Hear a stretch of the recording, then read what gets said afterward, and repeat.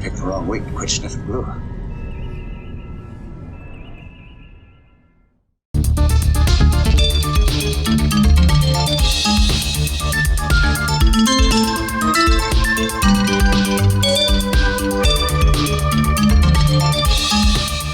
Well, yes, if that techno music didn't tell you anything, it told you that we are going back to the 80s. Back to the 80s for a hidden classic, a cult film. And many of you longtime viewers will note that, or remember that, I did 2 stints in retail before I went into the public sector. The public sector. I worked in a theater for 3 years, and then I also came to North Carolina and worked in a video store for 3 more years. So, and those were all in the 80s and late 80s. Late 80s. So yeah, I'm very familiar with 80s movies. And Chopping Mall was always, on that list of cult films that once people found it, they liked it. It was, here is the artwork. Anybody who's been to a video store knows that artwork, because it used to be on a Vestron video box. And if you know who Vestron Video is, then you are my people, because the Vestron was the company that had, if you saw that name on the label, you knew automatically there was going to be 3 things in that movie. And 2 of them were T's and 1 of them was an A. It was that type of drive-in / B picture horror movie. That's what they specialized in. They were the Roger Corman films. Some Roger Corman, some Charles Band, some Jim Wynorski. This one happens to be a Jim Wynorski film. But it's that certain subgenre of B film. And I never understood why. I get the Valley Girl time and all that, a shopping mall. I get that. That is ugly artwork. This movie had some of the most beautiful scream queens of its era in it. Why didn't you put them on the poster? You would have rented it. It would have sold a whole lot better if people knew that Barbara Crampton was in this movie. That, John Terlesky, he was also, he was famous for playing that, the gum-chewing jerk, the yuppie larva. He was always known for that type of role. But it had Kelly Maroney in it, for heaven's sake. And of course, it's also the unofficial, I won't say sequel, but it's the unofficial side movie of Eating Raoul. And if you know what that movie is, you are also my people, because it had Paul Bartel and Mary Warrenoff reprising their roles as Paul and Mary Bland, who were the stars of Eating Raoul, with a very young Robert Beltran, who also was in Night of the Comet with Mary Warrenoff. It's all very, and Kelly Maroney. It's all very, I won't say incestuous, but it's all very small world of cult films in that era. So go check them out. I'll tell you, Chopping Mall is 75 minutes long, 76 minutes long. I've made videos myself that are longer than 76 minutes. You've watched videos of mine that are longer than 76 minutes. Go find this movie. See if you could stream it somehow. Buy a copy. You won't be sad. You won't be sorry. But in Chopping Mall, to bring us to where we are today, there were 3 of the Killbots. Now, Killbot was also one of the original titles of this movie.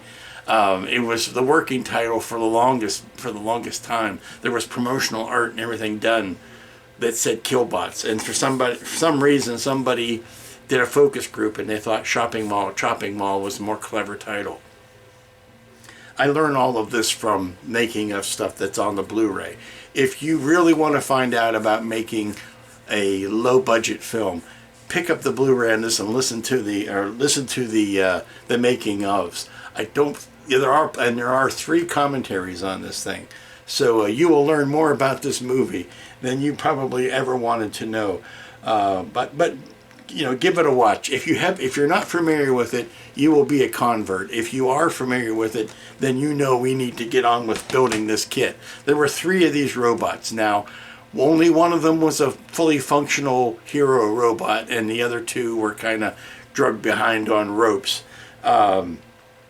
And of course they had number badges on them that they could swap out if they were trying to portray the different robots. They just put the other badge on it, and all of a sudden it's, you know, Drone 2. And also a fun fact: the voice of the drones, of all three of them, was Jim Wynorski, was the director. But we're going to be building these today. This is from the twisted mind and feverish computer of Jeff Fink. I rely on Jeff. Jeff always comes up with the best stuff when it comes to these, I would say, niche projects. So we're going to come down here and meet the parts here in a minute. I am going to be doing this as a non-lit up version. Once I get into it, I might like it so much I might print another one and light it up. But for right now, this is going to go with a non-lit version. So let's meet the parts. Here are the parts of the drones of the 3 Killbots. We're only going to make one Killbot. A Killbossy, I don't know, a Killbot. This is the head you want to dread. Oops. Now see, if I was going to light this, then I would print this in clear and paint it red. I'm still going to paint it red, but I'm not going to light it up. Here you go, head, 2 parts, nicely done. There would be, if in a lit version, there would be a light in here as well. That would be yellow. We're going to end up painting that as well. It comes down to a neck piece, and if you wanted to make that somewhat, you know, actionable, which I think I might do that. I was thinking if I did that and put a gasket or a rubber O-ring over it, then I could use that to hold it down and make it posable.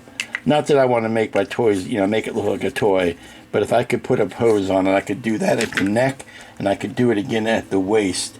Here is the main body part. Don't pay any attention to that. I've got to fix it. That's a printing error. That fits on top of these treads. Now, it is true that in the movie, the treads are, and this was said in the commentary, they were the same type of things that they made. What was the word they used? I'm blanking on it. It'll come to me in a minute. Conveyor belts. That's what it was. It was a conveyor belt, and that makes sense. You don't want to mess up the floor of your mall, since they were filming in the Galleria Mall at night. You didn't want to mess it up with a heavy track that would break up the tile. So they used a very lightweight, almost the conveyor belt. But then they realized they needed to add rubber. I'd draw them on here if I had a pencil. They had to add little rubber bits to it so that it would have some traction on the carpeting, because the wheelchair motors that they used were so strong that it would just sit there and spin. To get the traction against the terrazzo and on the carpeting, they ended up putting little rubber bits on it. Those are going to be carried by decals in this kit. They're not going to be. This isn't going to be a heavily segmented track like you would see in the film. But we've got a base. We've got rolling wheels here. We've got the side bumpers here, and yes, I learned these were roller skates in the actual. These were roller skate groupings. So this would be about as wide as a skateboard, I guess, if you were to put it in today's parlance. But they just used the guy who built it, who's also interviewed on that Blu-ray. So again, if you're interested in the making of, I highly recommend getting a copy of that Blu-ray. But it goes in like that. Construction is fairly quick and easy. We've got 2 of these. We've got this, which also has a plate in it so that you can do the same thing if you're going to pose it on the base. I already glued that in before I realized I shouldn't have, so I went and printed another one that didn't have that plate. I'm printing those plates now so that I can put the plate down, put the O-ring over it like I did before, and then that'll make the plate spinnable. I just have to find a way to maybe glue something down so that that O-ring might come off, but we'll worry about that when we get to it. And then of course we have the arms. There are 4 arms that have a little bit of give to them, and then they have these clamps, I guess you would use them. In the film they said what they were using was those little manual, extending arm grabber things. They were plastic. They were made for picking up stuff. It has like a handle on it and extends out, and it was a child's toy at some point, but that's what they used for it. So again, guerrilla filmmaking at its finest. But we'll have 4 of these that go on like this, and I'm going to find a nice pose for them and glue them into a specific pose rather than having them movable. I'm just going to find a good pose for that. So them's are the parts. Once I get the plates out of the printer, I'll be able to finish up. But here's another plate that goes on the bottom, and if you were going to power this, you would stick your battery pack in there and then use magnets to hold that plate in. I'm getting ideas for maybe doing a second one of these already, so that's why I am thinking of all of the different options that we can put to it. But this is a 3D printed, obviously a 3D printed kit that needs to be painted in metallic colors. So we are going to be taking extra caution to make sure that we have sanded everything that we can sand so that there are no visible build lines in this, like can happen if you are printing something that is metallic, or painting something metallic that was printed. The danger is that it shows every little build line. So that's where we're at. We've got the parts. We've got some of them painted. So let's get cracking on the rest of it. Good morning. Welcome back. How you doing? It's Tuesday. It's ugly. It is raining. It is swampy outside. It is miserable. It's the kind of day you wish you'd just pull the covers back over your head and go back to sleep. But we're not going to do that. We're going to work on a killer robot instead, because, nothing cheers me up faster than working on a killer robot. So today we are going to start working on the arms. Now, I will say that I like Jeffrey's arms. I like them better than the arms that are on the actual kit, or the actual prop. There is no kit of this that I've seen. It's amazing, though. You say this, you can go for years and not see any reference of anything like something like this. But as soon as Jeff comes out with a 3D printed kit, boy, they all start coming out of the woodwork. It's like my feed is full of people's builds of this thing, or not builds, but other 3D versions of it. They're okay. They're not good. They're not as good as Jeffrey's, though. But I will say that the actual robots in the movie, they're kind of like T-Rexes. Their arms aren't really used all that much. The front arms are kind of useless. It's more about shooting the laser out of the eye, and there's like a taser dart that comes out at one point. There, right in this slot right here, there's like 4 little gun barrels that fire darts and stuff out, and that's more of the main weaponry than the arms are. Now they do some some substantial posing with the arms, what I call the crucifixion pose, where the front 2 arms are brought out to the side, and I think that's how I'm going to pose these. These arms that Jeff made are made to be.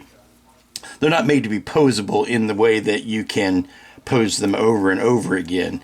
But if you find they're meant to be, used, so if you find a pose that you like, you can make any pose you want and then, freeze it in that position. But they're not meant to be, it's not a toy. The nice thing about these, what I was going to say is I like Jeff's arms better than the actual prop arms, because in the movie the prop arms, they're kind of spindly, they're kind of weak. They're as evidence of the low budget on this film. there's a shot where you can swear they're using basically kitchen drawer extensions as the actuator to extend an arm. It looks very much like the type of mechanics you'd see on the side of a kitchen drawer in your kitchen to, the mechanics to pull that in and out. So I think Jeff's are better because they're beefier and they look more substantial. But if you're a purist, you're going to say, and maybe they're a little too beefy. So what we're going to do is we're going to determine what pose we're going to use first, which are our front arms and which are our rear arms, because the way that they go is that they overlap each other. And I believe, if I'm not mistaken, I'll have to go back and check. I'm not above being corrected on this. Is that they are done in such a way where I think it's done this way, where the inside arm is hard to explain this. Maybe you'll see the difference here. Let me move you out of the way for a second. If I can pull you down here and show you the difference. Here we have, move the camera ever so slightly here. Here we have the upper arm and the lower arm. Upper arm, lower arm. And you see how this is on the front side. This is on the upper arm, here is on the front side. Here the upper arm is on the back side. And if I'm remembering this correctly, it's easy enough to check, but if I'm remembering it correctly, the front or the rear arm goes like this. I'll tell you it's the rear arm because that's the one I've got in my hand. The rear arm has the end of it, the end of the arm on the back side like that, and the front arm has the rear of the arm on the front side. That's the way I'm going to be building it. I'll do a quick check to make sure that that is accurate, but I believe that's how it goes. And then of course we have the other side, which is a mirror version of it. And then we have two types of grippers. We have one that's open and one that's closed. He didn't do a version of it completely closed. This was, like I said, I keep saying like I said, it's not, that's a verbal tick, I'm sorry. As was discussed in the making of video that I saw, this was a kid's toy pretty much, and I think you can guess where it came from. But it was a kid's toy gripper hand, and those are naturally open in the resting position, and then you pull the handle. You have like a little pistol grip on the end. You pull the handle, and that closes the claw to grab a hold of something. So the natural position, the off position, is for them to be open, and then this is a little bit closed. So we're going to use this on the front arms. We're going to use both of those on the front arms, and then we're going to use both of the resting arms or resting claws on the back arms, because they're just basically going to be in the homed position right in here. So let's get these cleaned up. They printed pretty nicely, but I want to get them cleaned up and glued together, and then we'll get a base coat on them. I'll say that the angle that they are meant to be, let me put this camera back down. The angle that they are attached to the body in the docked position or in the unused position, it's very close like this. It's like almost like, let me move the head off to give you an example, to give you a clearer view. It's almost like that in a docked position, and then you have the hand up against it. Now I want to make sure that that does not impede on the head of the Killbot, in case I want to make that turnable. I may want to pull that out just to about there, make that my angle. Now for the front arms, I want to do the full crucifixion pose. So it's going to come out like that, and it's going to be almost straight. And to do that and to make that work, I'm going to have to change the angle here. I'm either going to have to There's two ways to do that. I can pad out the bottom of it, which I think is going to be the easier way to go, or I could cut some of this off. That's not what I necessarily want to do. I would rather pad the bottom of it to keep some of that shoulder mechanism working. So we'll do that, and make the I don't necessarily want it to be the full 90-degree angle. I'll give it a little bit of a pose, but we'll do that. I can go ahead and lock those angles in now with just a little bit of CA, and then we can work up the painting and gluing of the other ones to make sure that they are symmetrical. Alrighty, so we're looking at a screen grab here from the film, and we can see how spindly and weak these arms are. And again, that's why I am pleased to be using the ones that Jeffrey has made. But we see how we have short piston, long piston here, which is reflected in short piston, long piston. These are a lot beefier than these scraggly little things. And then we've got what's going up to the gripper arm as short piston, long piston, and a couple of mounts up to the gripper arm that also has like a flashlight attached to it. And you can see how small actually the hands are here, and how much bigger the ones that Jeff has made are. So that in this case, that's an improvement, I think. But you can see as far as the rest of it, it's a symphony of silver and gunmetals and all that kind of stuff. And also I noticed that there are some additional hydraulic cables here, hydraulic lines that we can add with just some wire after we're done. We've done that before on the Kraken pod, so we're going to do that here just to add a little bit of color and a little bit of interest to it there. But that's pretty much what we're working with, and we can see now. I noticed that let me see if I can go through these. There we go again. There's another version of the full model here. Let's see if we can. There's that poster I was talking about that has, this nice gory image here. If they had done, I swear, if they had done a poster that had the cast on it, I think it would have done a lot better. Robert Short is our man in the Robot Design Hall of Fame here for this. I'll have to check to see if I can find some other credits that he did. Now Jeff's instructions call for these arms to be basically two of the same thing, where the elbow and the forearm is behind the upper arm on both arms on this side. I don't know if I like that. I like that elbow being in front of the upper arm, and if I'm not mistaken, if we go back, we can see that elbow is in front of the upper arm here. So that's the way I'm going to do it. Yeah, you can see the elbow here is in front of the upper arm. So that's the way we're going to do it. I think I've got the angles, the elbow angles and the shoulder angles the way I want them.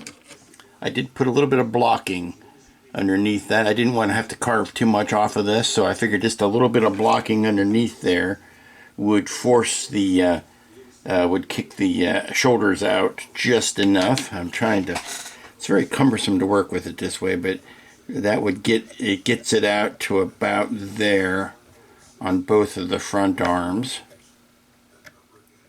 And without putting them, I'm not really ready to put them in place yet. I want to paint them before I want to paint this top hull here before I attach these. But this puts these guys more or less at rest on the back.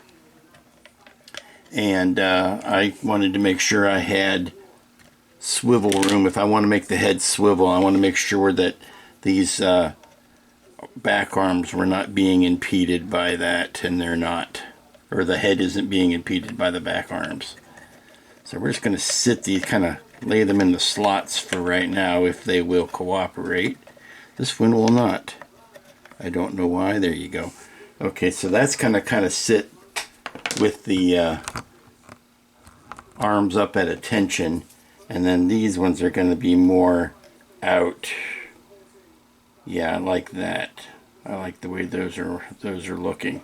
Okay, so we can put a primer coat on these arms and start working up the paint. I don't know that I need to do the whole, black first and then silver on top of that.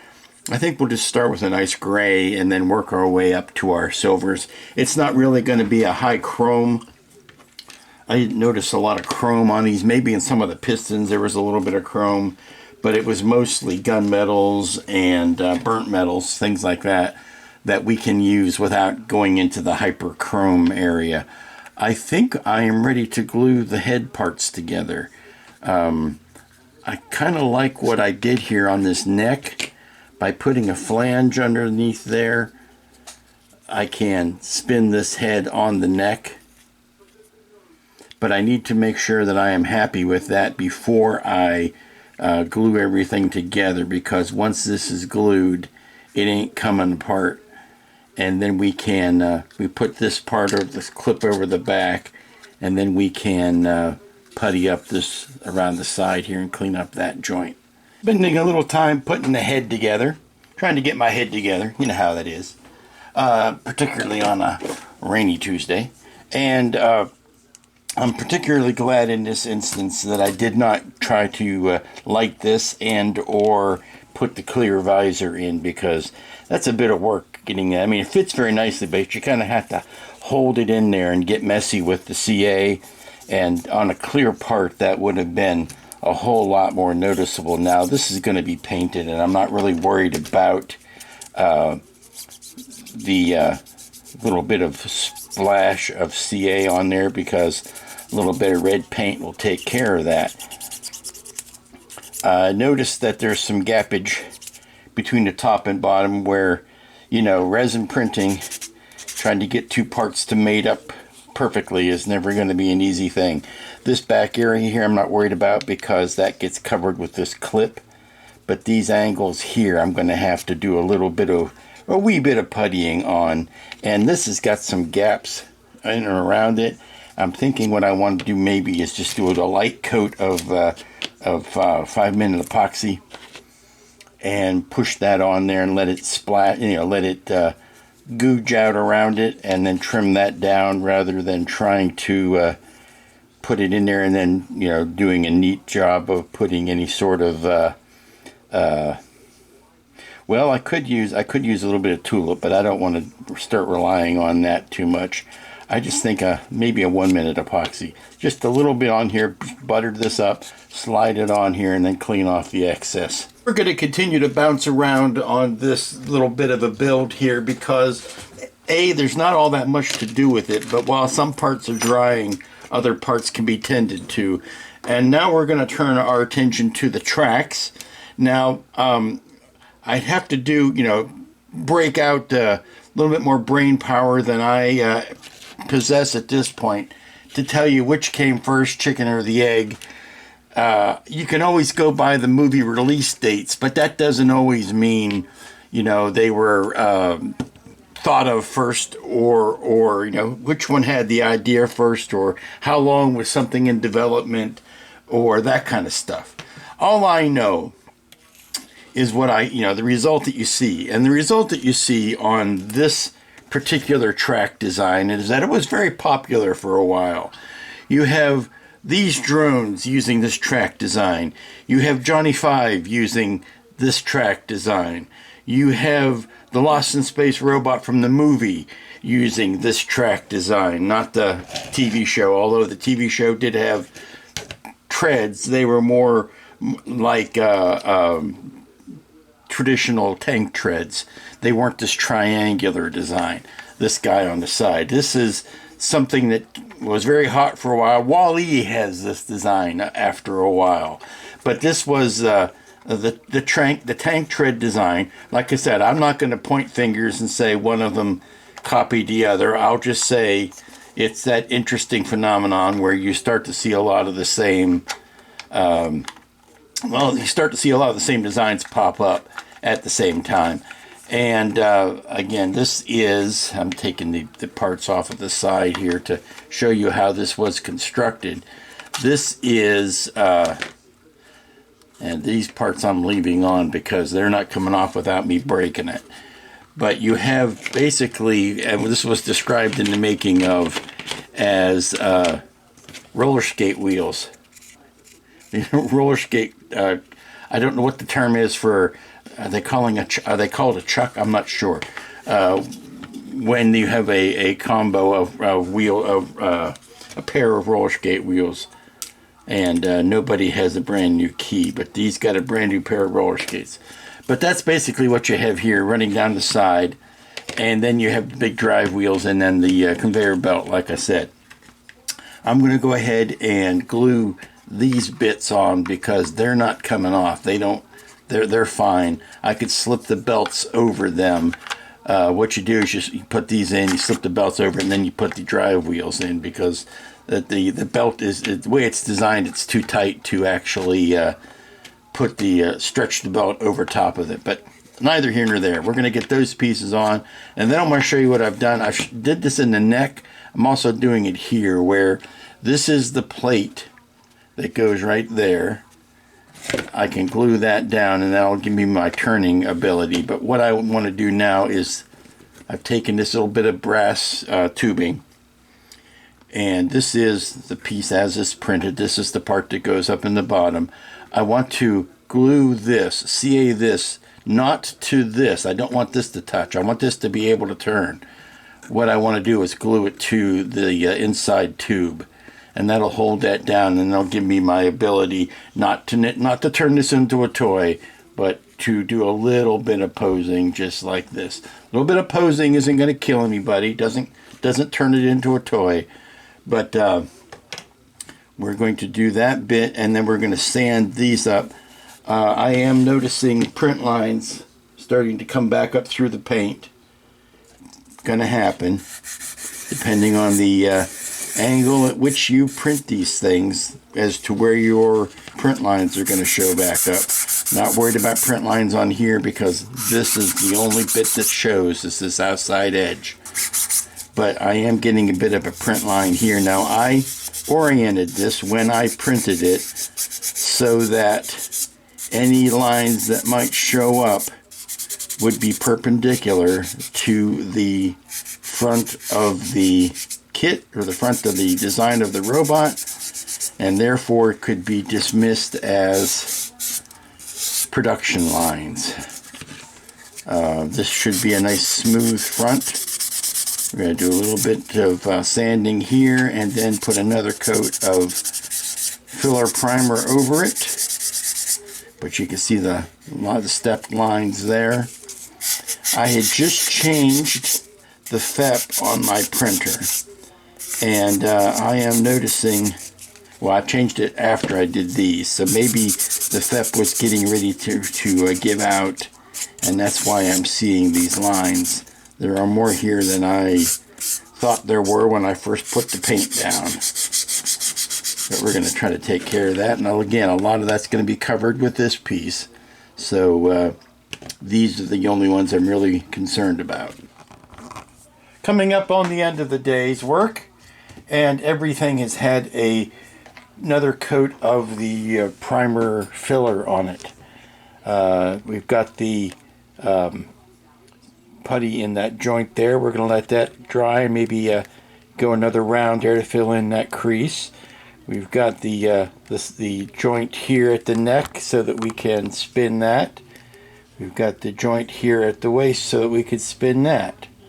We've got the arms, all have a primary coat of primer on them, have a primer coat on them, and we'll be ready to detail those up tomorrow and get on with the rest of the body painting. Welcome to Wednesday, everybody.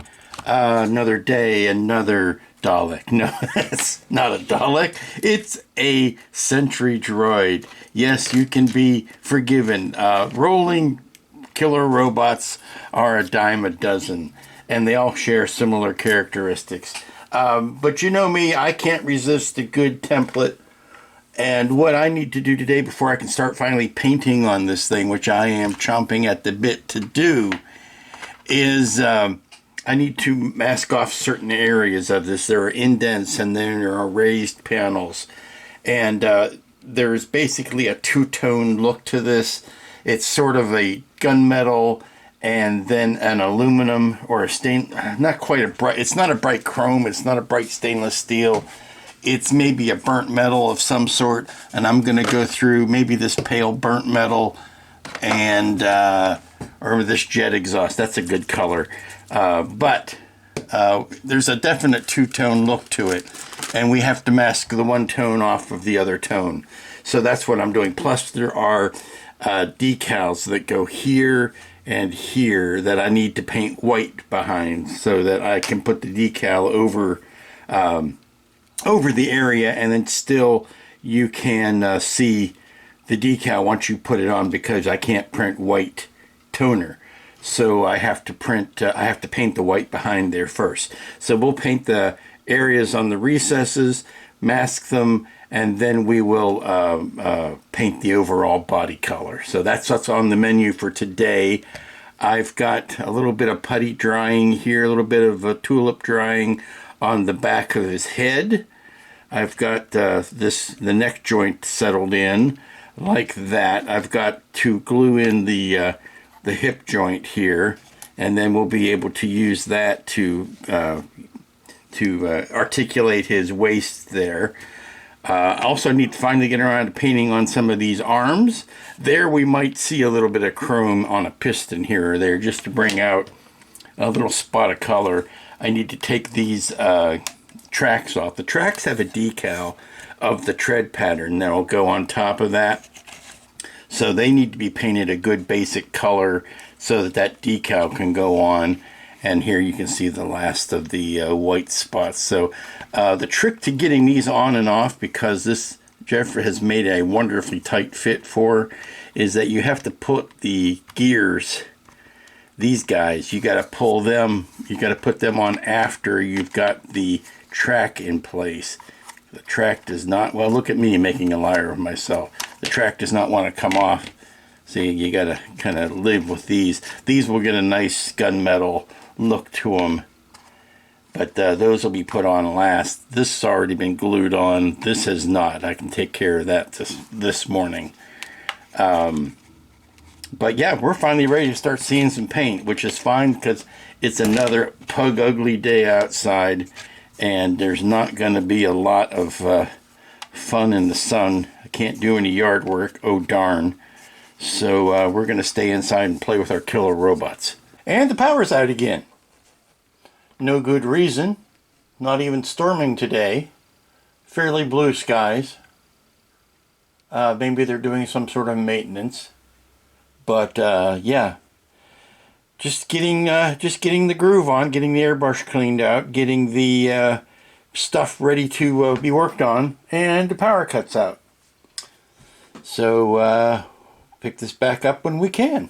And we're back. It was about 20 minutes, no power, so well, hopefully that won't be happening again today. So let's pick back up where we were and start laying down some dark accent colors. Had a bit of a play with the paints, as you can see, and we are in a position now of letting them dry while we go on to do anything else, because I need to put masking over these, so I want them to be good and dry before I do that.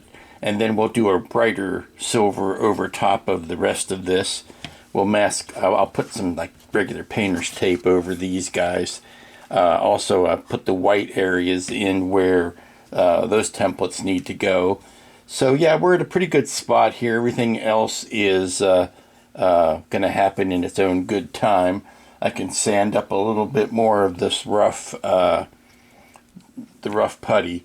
But the arms are looking good.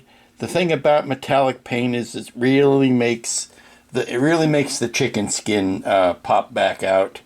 And if you do any work with 3D printed parts, you know what chicken skin is. That's the areas where the supports were. And you may think you've got them cleaned out, but all it takes is one good pass with a metallic paint to make it really come back out. Here's a spot you can really see where all of that happened, and I thought I had done a fairly good job of sanding that. But with so many arms and them all looking alike, you know, it's easy to get confused. Okay, did I do this one, or am I thinking of the other one that I did? So, you know, you take some time, you go back, and you fix what you need to fix. Now, I'm thinking that what I'd like to do on these arms is something that's not strictly necessary. It's not really called for, but I think it'll add a certain level of realism to it. And I kind of got hooked on the idea when I was doing the Kraken, is putting some more hydraulic lines in. I'm thinking, turn this up. I'm thinking I want to put a set of hydraulic lines going from the elbow, or down on the elbow, sorry, going from here to here. Just a little loop of, just to give it a little bit of interest. And then, of course, we'll put bigger loops up here at the shoulder, if that's going to sit like that. But then we'll have a loop of wire, a loop of hosage coming out here, just to increase the busyness of the silhouette. If you were looking at it and seeing it in silhouette, you might see a little bit of that hosage coming around. Now, I'm playing with my newest toy here, and that is the Display sander, the reciprocating sander. It's true, it does not have a lot of torque. You can't really bear down on anything. But for light sanding, it is the bee's knees, particularly when it comes to dealing with these chicken skin supports. You don't necessarily want to bear down on them for risk of deforming your printed part. But just running it over here nice and light.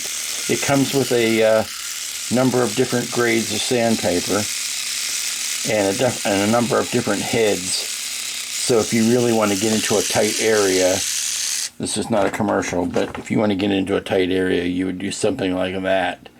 It's a better result for me than using those sanding sticks. It gives me more something to I can handle. I can hang on to this better than working with a little sanding stick. But I can change out the head. Turn it off. I can change out the head to this little pointy head if I want to get into a tight angle. Now, the only downside to these is the limited amount of sandpaper that you get in the set, and it's proprietary. You would have to go back out and order more sandpaper from Display. It's not like something you can go to the hardware store and get sandpaper that's going to fit on this, because it's all adhesive and cut to shape. But I was surprised. I was skeptical of it at first. I was skeptical of its usability. But if you use it for the right purpose, if you use it how it's intended to be used, and not try to make it an all-in-one sanding tool, it is actually quite effective. And if I'm remembering correctly, not all that expensive. It's got a rechargeable battery. It's USB. You charge it on your computer or any USB charger that you've got. But it'll help you get inside some of these really hard to get to areas. You just have to remember that it's gonna reciprocate back and forth, and not try to jam it into a wall. You have to use it sideways. But it's really effective at knocking down these supports. And you can run it up 2 or 3 on. You just got 2 or 3 speed settings on it.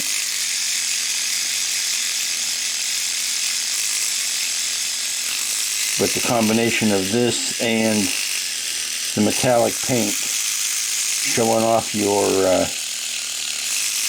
sanding flaws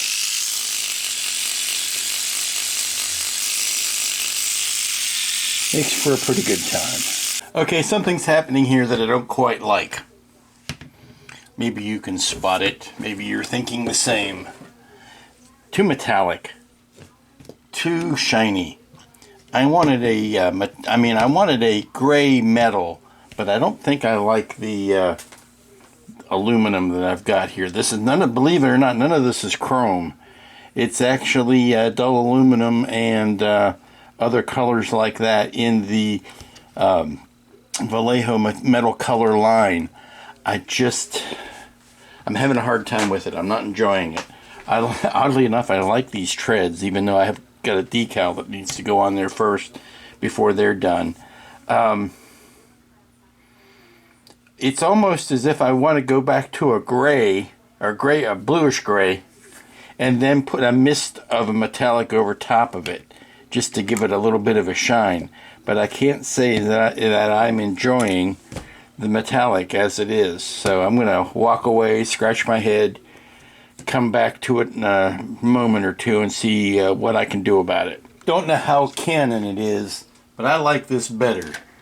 It's a blue-gray, and I'm going to dust it with once this dries really well, I'm going to dust it with a metallic on top of it, and we'll see where we lay. And I think that's also going to help give us a little bit more of a contrast between the straight metallic that's on the arms with the different colors. So we're keeping that silverish on the side treads, and I just like that better. Again, a little bit of a just like a cloud of metallic, and then rush this through that cloud just to pick up a misting of it, but nothing that's well, you figure you wouldn't have something very highly reflective that would cause problems filming it. That's my rationalization. You wouldn't have anything that's got a polished silver to it for fear of ruining a shot by seeing a camera in it. And I think that's where I was getting too reflective. So there we go. We're gonna let this sit. We're gonna let this dry for let's see, it's a little after 2 now. I think I may come back to this later this evening. I might work a little bit more on the arms while I can. I might add some of this color maybe into the body here, and that'll break that up some. Let me try one of those and see how it looks. I like it a lot. That's why I continue to do the other one. I did one and I liked it so much that I did it the rest of them. It helps the wrist stand out some. Now I'm going to touch this up. This was just what I had left in the airbrush. I'll go in with a regular brush and neaten it all up. But it does make the searchlight or flashlight stand out a little bit more too. And that's going to be another color. I don't know whether that's going to end up being black like the claws. Probably. Yeah, I'll do the little clips here, or the rings that retain those. I'll paint those that same color, and I might even, let's see, that is the Ocean Gray 2. I might even, since I've got an amount of it, let's see, give me a thin brush here. That's not thin enough. Give me a thin brush. I might also do this retaining ring as well, but I really want to let this dry, the airbrushed paint on here, and let that dry before I get too carried away with it. But yeah, I think if I do this and maybe this one with that color, that will give me some standout detail. Hello folks, it is Thursday, and it is the gateway to the weekend. After looking at this when I got up this morning and took a critical look at it, it was not metallic enough. Now, oddly enough, I'm trying to find that balance of making it look like it's got enough metallic in it without making it look too shiny, and it was also a little bit light. So I'm doing this thing where I've got a color underneath it, and I'm checking the vinyl every once in a while to see that the metallics are still visible against it, and yeah, that's working. I'm finally happy with the body color. So we're letting this dry good and well. I've worked on the arms one more time. I painted in the shoulders and the elbows with black, and the flashlights or the searchlights I've made black. The claws are black, and then this wrist part here is the same color as the body. I have yet to go back and touch the silver on the pistons, and then put the hoses in, and then those arms will be done. I'm looking forward to getting that done today. I've got the tracks done. I'm kind of concerned that the tracks don't have enough contrast against the body, but I want to see how the decal looks on it before I make that final determination. It actually goes like that. If the decal adds enough texture to it, then we'll be fine. But if not, I can paint these a little bit darker. I want to see. I don't want to lose the detail of the decal in a tread that is too dark. You know, if you put because the decals are not backed in white, they are as you get them off the paper. So that's going to be a determining factor. And then I've also put a base red in there just to see how the red is going to look. I will paint that over with a brighter red, but I wanted to see how that was looking. Yeah, there's still some divots in here that I really ought to take care of. Some sloppiness on the joint between the top and bottom. I really ought to take care of that. I'm balancing the idea of if I ever do this again, I should, I'm making a checklist of things that I should fix. And I'm wondering if it's, better off just waiting and doing it again, doing it a little bit larger. I can go like 125, 150, 130% and still fit it on my printer. So I'm thinking maybe I want to do the whole thing bigger. And in that case, I'll take all of these lessons learned and apply it to that and not really, bend over backwards to fix this one. So I'm thinking of, is that the route I want to go, or do I really want to do all of the repair work on this one? So there's just a couple of divots there that if I could fill in with a little bit of putty, we might be all better off, but we'll have to see. You'll pardon the mess here, but it is getting quite crowded here on this table. I am trying to work on these arms and the actuators therein contained. I've just been adding hydraulic hoses. I know they're not Canon. Well, they are and they aren't Canon. They aren't included on Jeffrey's kit, and they are indicated in the movie, but these may or may not be the actual spots for them. What I'm doing though is adding just a little bit. I added a set at each elbow, and I wanted to do this before I did the final painting, because once these are in, I want to paint these like one last time and be done with them. And then I added two more up here at the shoulder that I'm going to dye into this joint right here. Just something like that. Just put them in like there. Now I'm thinking, is that the best place for them? If they sit like that in the body. But until I can really glue these arms in and take the weight off of them, and I'm holding them in place, it's kind of tough. I wanted to put them simply down in the crease right here, in between these. I wanted to put them right in here, but I don't know if that's the best place for it now that I'm thinking about it. If I could drill a spot for those, where would I put them? Let's slide that back into place on the body. If I just wanted to put them down at the sides. See, that's the tough part, because to do that, I would have to have the arm glued in first, and then just lay that along each. That's not bad. That's not bad. I could cut them to length and just glue them right in the side there. Okay, well, I'll leave these long so that I can trim them later. But I think what I need to do at this point is to, now that I've got the elbow joints done, or the elbow lines run, is to do the final silver paint on these arms and call them finished. What do you think of that? Kind of like it. It does darken up the tread. This is the decal. I just printed it out on the laser jet paper.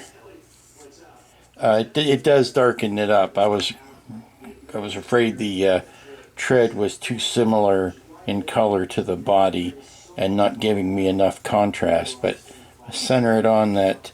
We'll see how it dries in. I've got a good gloss coat underneath this, and I am squeegeeing out the air bubbles so that it has a good chance to dry. And then of course after this sits up overnight, we'll put a flat coat on it. It's not really all that important that it covers the bottom. I could patch it in. That's not my biggest concern. I knew that it was not going to cover the whole thing. So as long as it covers all the visible areas, that's all I'm happy about. But like I said, I've got enough extra printed that I can patch in that spot. I'm just happy to leave it now for what it is. So I'll go ahead and do the other one because I'm satisfied with the color of it now. So we'll set that over here to dry. Hello there. It's Friday. It is the last work day of the week. It is the last work day on the Killbot. I'm pretty confident. We've got all of the pieces. It's just a question of getting them the final assembly. I put a semi-gloss coating on everything this morning. That's not true. I didn't put it on the arms, but I did put it on the body and the head and the treads. Going to do a little bit of sanding on this tread. This is a defect in the printing where it just printed with this extra bit on here. It distorted in the print. The rest of it I can live with, but that I think I'm going to sand down. The first thing I want to do though this morning, oh, something else I did. I'm not lighting this particular version. I just didn't want to go that extra route. I think if I do this kit again, it's going to be larger, and then I'll put the bells and whistles in that. But this one, I put the decals on yesterday. You can see we have the decals of the number 2 I've chosen for this.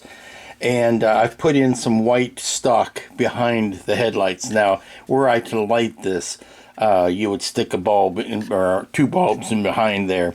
And there's this nice little access panel that Jeff has designed to go in that just closes over top of, but you do your wiring that way, and you put your bulbs in behind there and then close it off. So I'm going to go ahead and close it off, but I just went ahead and put some white styrene stock in there to simulate the light.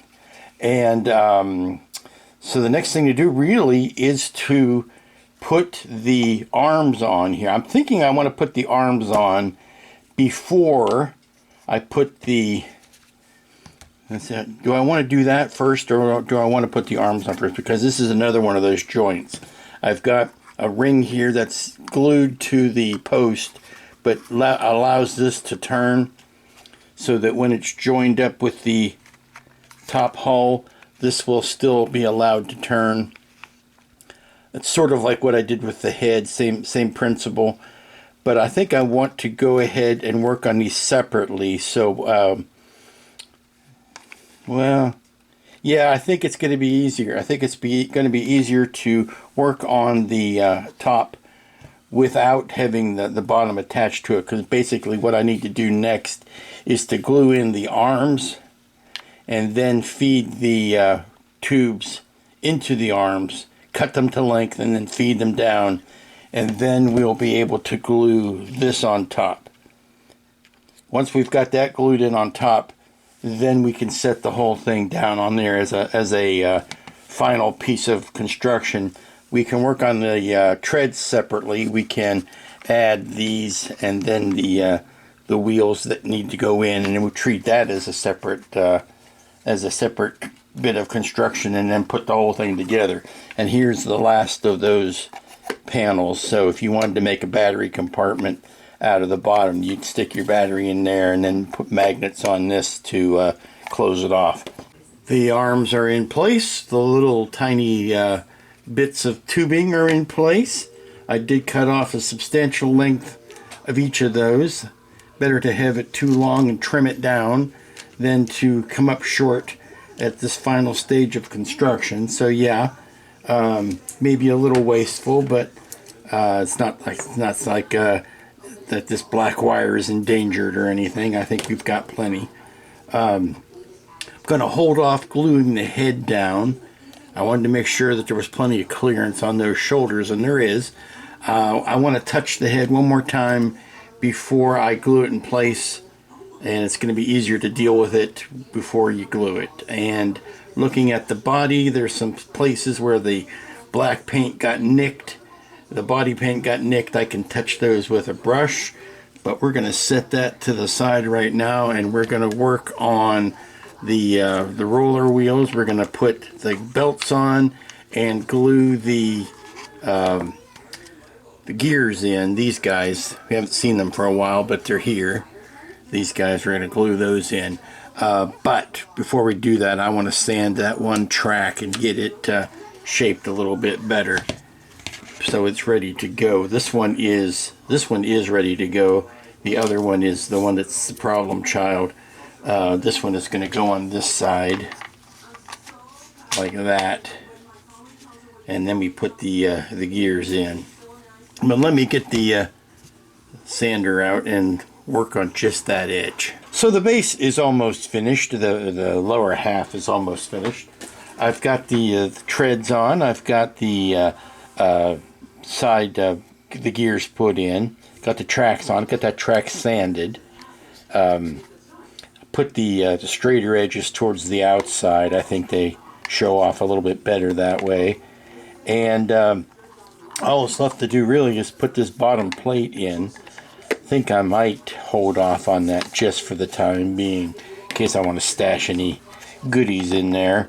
So we're good with that. I've got the arms on the base. I've got all of the cords in. I think that's the next step. Is well, I've touched up the body work. I need to touch up that flat black a little bit more before I'm ready to call it done. So let's do that. I've got the flat black out. I've repainted the sides here. They're finally looking good. I need to do the yellow light here. So I think what I'm going to do is the same thing I'm going to do with all of the flashlights or the spotlights that are on the wrists. And that is, I'm going to fill those with a little bit of the doming resin and hit those so that they look like lenses, or they look like the fronts of flashlights. So let's do that. I've got the doming resin. I've got the UV flashlight out. Let me double check, make sure I've got a fresh battery in this flashlight.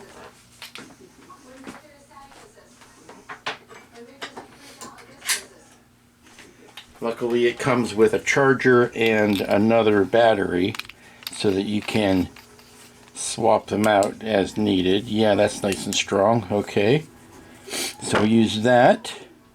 And I think what I'd like to do for this one, since it's such a precarious place, is put some of the resin out on a flat surface here, on a piece of plastic. You grab the plastic here, put a little bit of it on there, but to make sure this is on camera, put a little bit of it on there, and then use the toothpick to apply it. It's a lot easier than, or you have a little bit more control than putting the applicator down in there. Now this one's going to have to be built up because the hole is so wide and so deep that it's going to have to be built up over a couple of sessions here. So we'll go ahead and do that. And then we'll just put another bit over top of it. Sorry, it helps if I did any of this on camera. What I've done is I've taken the toothpick and I've just fished it around inside the. See, we're going to add more. Yeah, now that this is closed up, let's see. Okay, we're going to do it this way to fill in that gap, and then hit it with the UV flashlight to cure it, and it'll give me a nice clear lens looking thing here. Now I'm going to end up painting that with a little bit of yellow paint, and it's probably going to ruin the clearness of it. The 4 spotlights on the wrists will be left clear. So we do that, then we tap it just to see. Yeah, that's dry. That's cured. Okay. And now we're going to do the same on the 4 wrists here. Let me move this out of the way and get this under the camera where you can see it. Move that, put that down like that. Now I'm just going to make a big old drop.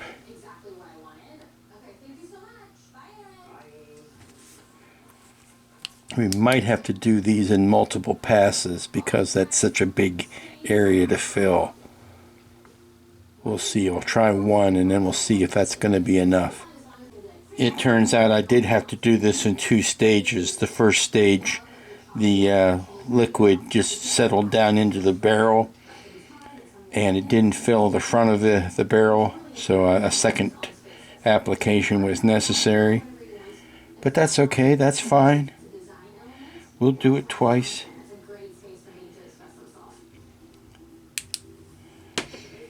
Because it's clear, it's not always easy to see whether it's settling the way you want. So you tap it with a toothpick, and yes, I can see that that is all of the edge. We're going to do one more on camera, and then we're going to do the other 2 off camera.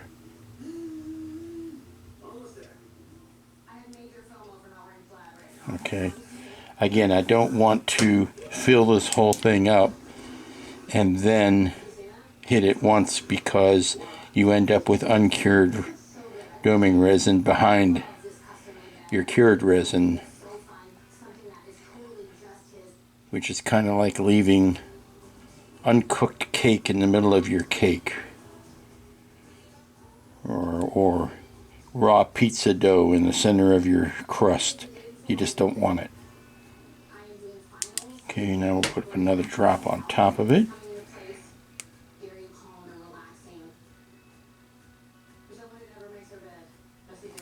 See, now you get a nice dome because you got a good foundation of the clear stuff behind it.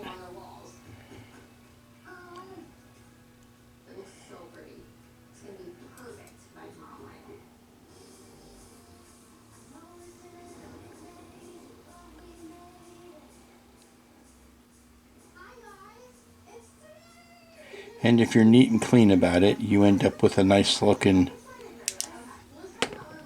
resin, or a nice looking glass dome-ish thing. So let's do the other 2 and see how this one's doing. That looks pretty good.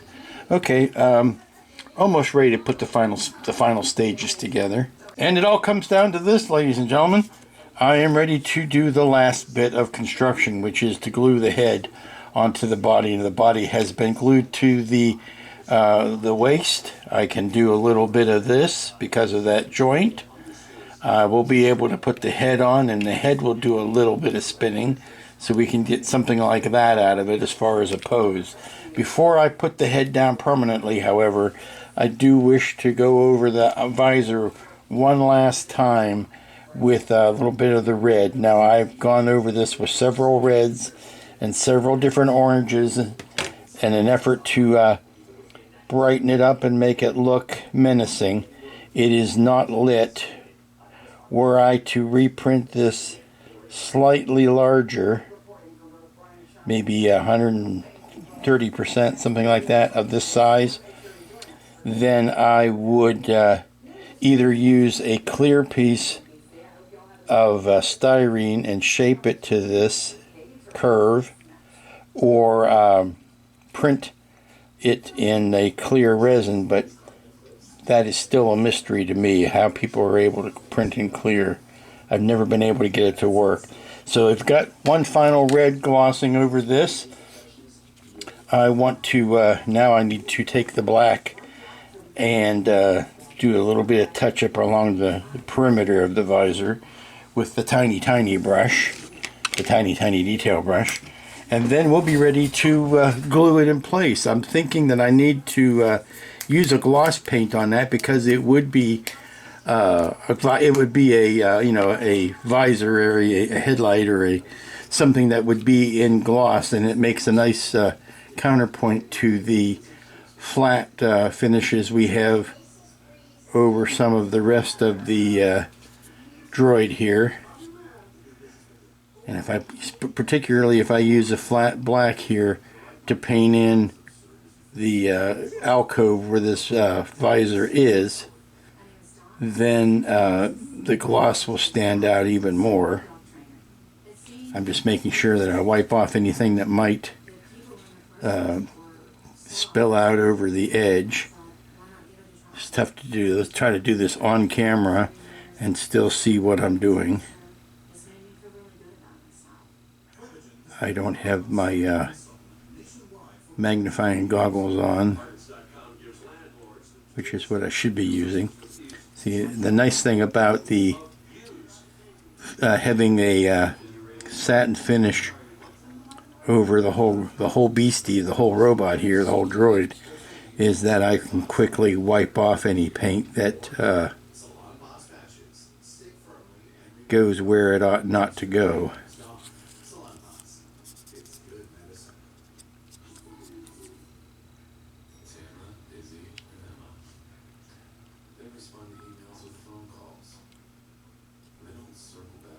And one last bit of black there. And we're good. Bring it out to the edge. Wipe it off from underneath. Okay, we're good with that. Let that dry for a moment or two before we add the neck to the rest of this. And I'm just looking over the rest of the body, and I'm seeing, okay, where's there touch-ups that need to happen?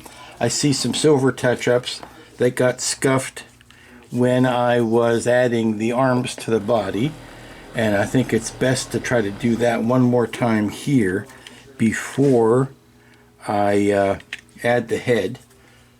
Let that, since the head is drying anyway. There is a little bit of a spot right, let's move this out of the way here. A little bit of a spot right there. Like I said, where I had a little bit of glue pull up the paint that was underneath. Okay. Touch a little bit of that silver there. Touch a little bit of the silver here. This is the Vallejo Chrome, Model Air Chrome, and I'm using it to replace this old Model Air Chrome, and this is so much better. I don't know whether it's just because it's fresher or whether they've changed the formulation of it, but it's a whole lot chromier than it used to be. I mean, right out of the bottle, it's giving me a really nice chrome shine. I haven't tried airbrushing with it yet, but even just out of the bottle, it's given me a real nice color. I would highly recommend it if you're looking for a good, no-nonsense chrome paint that is water-based. Okay. Being careful not to step on anything I've just painted, because that's the most obnoxious thing. When you think you are done with something and you accidentally bump it and have to go all over it again. Okay, so we're good with this. We're good with everything up to the neck. Add the neck to the body, and we will be done. Now, I'll go ahead and do that get that last bit memorialized on camera here. We're just going to put some, we can do this on the inside here. And use the Q-tip to smear it around.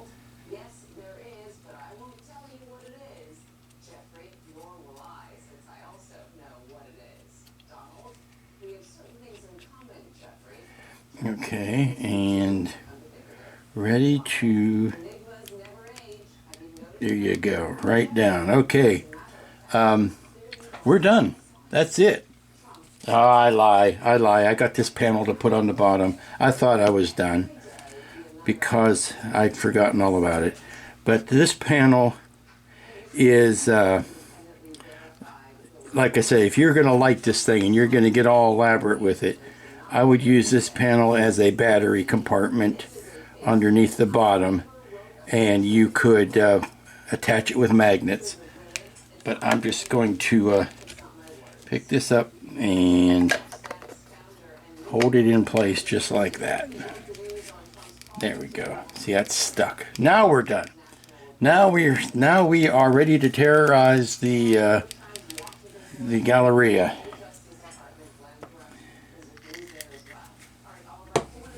And let me do a little bit of cleanup, and we'll pull back out for some beauty shots.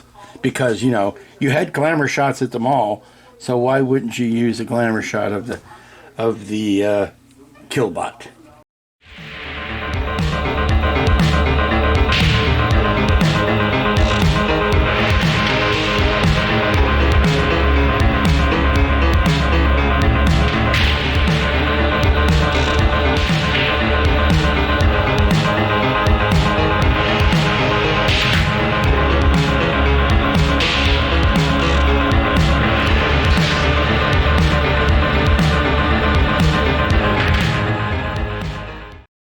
And here you go. Here's your finished Killbot, the protector droid, whatever it is you wish to call it, from the wonderful movie Chopping Mall.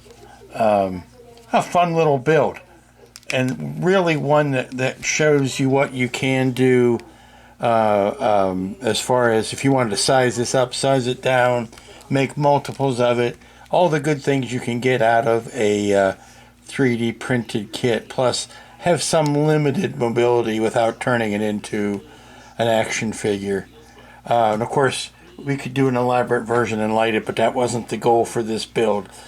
But yeah, a real fun little build and a perfect addition to anybody's killer robot collection. And that's going to be it for this week. I hope you enjoyed this diversion back to the 80s, the wonderful 80s. The time when men were men, women were women, and killer robots were killer robots. So join us next week. I don't know exactly what it is we'll be building. I have a pretty good clue, but maybe something could change this weekend. But I think I know what we're going to be building next week. And that's it. So have a good one. Be good. Be safe. Be smart. Be looking out for each other, and be back next week. Thank you. Have a nice